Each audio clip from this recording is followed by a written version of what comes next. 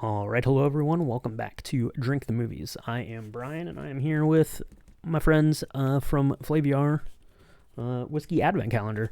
Not a sponsor, but just picked this up and wanted to share it with everyone because it's a lot of fun. Having new dram every day, trying out a bunch of new stuff, and so far this month we're 9 days in, and I've not had anything that I have ever had before. And there's a couple of whiskeys that I have heard of, and even the Oaklore is something that I've even been to, but I haven't had the particular ones that were mentioned or were inside of this faux steel case. So we're on today number 10. Let me know out there if you've been having any of these, if you're doing your own kind of tasting kind of thing this winter, if you got good cocktail recipes. But we're on to day 10, BFS. I did get it spoiled a little bit yesterday. If you watched yesterday's, you'll notice that I accidentally skipped a page in my passport book and went straight to this. So I know that BFS is Belfast from Northern Ireland. So that's what we're getting into today. Product of Ireland whiskey, 43%, which is really good because I really like Irish whiskeys. I find them nice and approachable and sweet and perfect for nights like tonight when it is cold and the Christmas tree is shining. And all that stuff. So you can check that out. There's the QR code. Boom. Scan that. Someone let me know in the comments if you scan that, if it works or not. I don't know. But let's go ahead and get into this. You can see it's already much more pale than a lot of our whiskeys that we're having, especially the ones from the States. Basically everything has been pretty dark except for the Japanese whiskey, the Scotch whiskey, and now the Irish whiskey. So yeah, there it is. You can see it's a lot more pale. A lot less barrel color in there, and that's generally the case, right? You got your bourbons, that's on like a new oaked, new newly fired charred oak barrel, right? So these are going to pick up some of those flavors, but a lot less of that color. Very, very golden, very, very golden. It looks like a Pilsner in the glass. I bet it does not taste like a Pilsner, but we're going to see. Let's give it a smell here.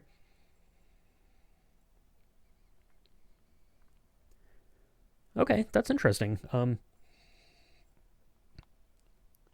Yeah, that's really interesting. It has kind of a barley type of aroma, kind of a little like in beer, if you're having like a Belgian like farmhouse ale, like that tasting descriptor is like barn, or like farmhouse, or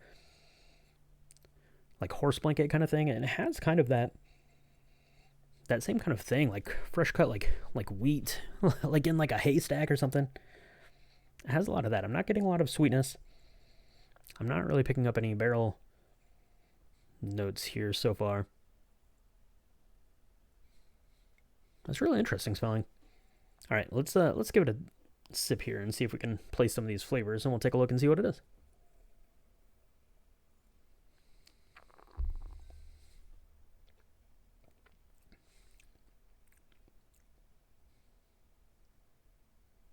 Oh, okay.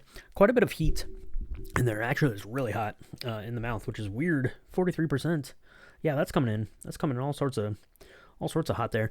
But it's nice. It has a really soft kind of presence to it. A little thin tasting in a way.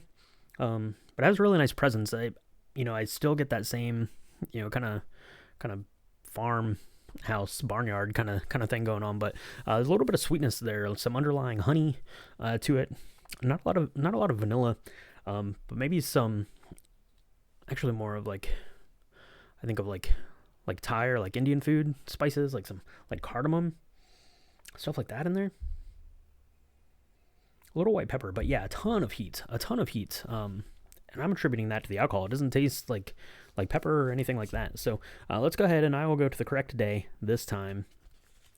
Spoiler from yesterday, but it is 2 stacks, the first cut from Belfast, Ireland, right there, right? I think, or that's at least where we're flying to. I can't really see. It's too small. Newry? It's very small print. Let's see. Once a global whiskey powerhouse, Belfast is soaring back to its prestigious altitude among the greats. I love that. The first cut, signature blend, captures the essence of craftsmanship. Okay. That doesn't really tell me what it is. Welcome to the heart of Northern Ireland's whiskey revival. Yeah, I love that. I love that. No bottle. That looks great. And there'll be a big bottle up by my head probably while I'm talking. Let's dive into the descriptors here. So this is the First Cut Signature Blend, 2 stacks Irish whiskeys. So it is showing there butter. Okay. Yeah, for sure. I mentioned, kind of that real subtle sweetness, and yeah, butter sweetness is definitely up there as something that it could have been. Come on, let me get my act together. Brown sugar, I didn't get a ton of that, to be honest. Bread, yeah, bready, definitely. Black tea, peach, butterscotch, oak, blackberries, and honey. Okay, I think the black tea is what I was placing there as kind of cardamom, because yeah, it definitely has some like tea notes to it. It's kind of astringent in a way, right? You take like that first sip of like your hot tea, right? And then it's kind of astringent and like pulls all the moisture out of your mouth. This does the same here on this. It smells really interesting. It's really nice though. It has a nice flavor. Like I said, I'm surprised at the heat of this. Let's take a look and see if it tells me any more about the whiskey. We can take a look at this. So this was founded in 2020 by 3 visionaries, they say. Okay, that's great. It doesn't say. Light and dark grain whiskeys, double and peated malts and pot still whiskey. Is that the blend? Okay, that makes sense. Light and dark grain whiskeys, double and peated malts. So, okay, that's probably, yeah, part of that peated malt. Yeah, I think is probably what I'm picking out as that barnyard kind of thing. And this is aged in virgin oak, bourbon, and Oloroso sherry casks. Wow, there is a lot going on with this. That is wild. I'm really surprised it has some age on a sherry cask.